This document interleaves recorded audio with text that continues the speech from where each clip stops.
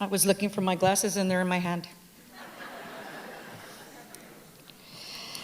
Thank you, guys. I'm sure the stories that all of these musicians and friends, over the years have.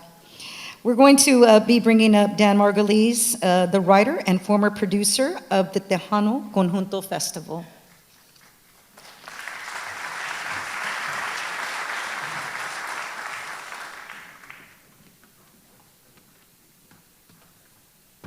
Hi, and it's really an honor to be included in the celebration of Flaco with him and his family and with all of y'all, so thanks. And just wanted to, Conjunto is, it's grounded in community, and no one defined and stood at the heart of that community more than Flaco. And in a music that's defined the innovators and the current, the founders and the current innovators, they're all defined by single names, people like Narciso and Valerio and Mingo and Rabbit, Toby, Josh, Max, all these single name people. Nobody is more singular than Flaco, the embodiment of the very best of the music and of the soul of San Antonio and of around the world. It's really impossible to characterize the full impact of Flaco's music, not just on Conjunto, but because he transformed all of American music itself. And we all know the trajectory of his life and how he came to his musical innovation, and a lot of it comes from first perfecting Conjunto with his father, and as Gilbert was talking about, with his tuning, playing the bajo, playing the accordion, and then perfecting the music with so many of the other giants. And for me, it's the music he made with Fred Ojeda, but there's so much of the incredible stuff that he made, there's no reason to pick a favorite, because it's endless.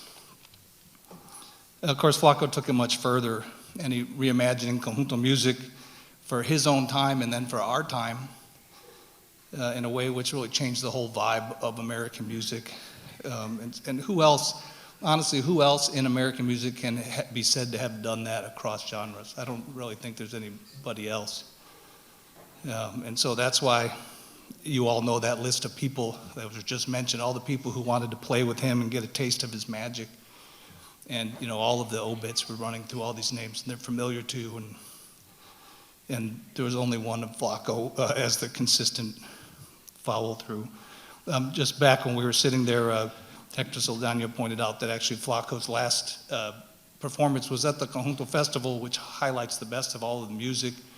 And to me, that's really meaningful. I'm a total outsider to Texas. I don't even live in Texas. I had the honor of running the festival for a few years, and so the entry point to that is, what Conjunto does is bring people together and then folds them into the community should they find a place.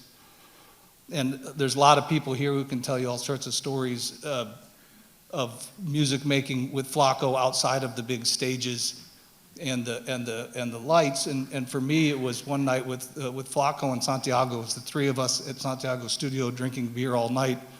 And Flaco played traditional Swiss polkas the entire night until 6 a.m. And then I drove Santiago and Flaco over to the Carnitas place and dropped them off because I was tired, but they wanted to keep going, and they did actually. Flaco had an inexhaustible supply of those tunes, and everywhere he went around the world, he absorbed them and he learned them and he wanted to play them. So incredible. So now with his passing, we're forced to contemplate a world without Flaco playing in it, and to consider his immense legacy, particularly here in San Antonio. And I feel like it's right here. It's with the love that follows him everywhere that he went, and with the love that poured out and the grief that poured out with his passing. And we witness it in the success that Conjunto is as a living, very vibrant tradition across Texas and across the country.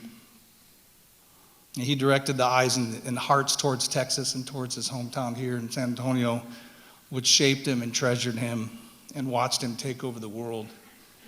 And since none of us are ever going to forget him, and no one will ever forget him, he actually will never truly be gone. Thanks.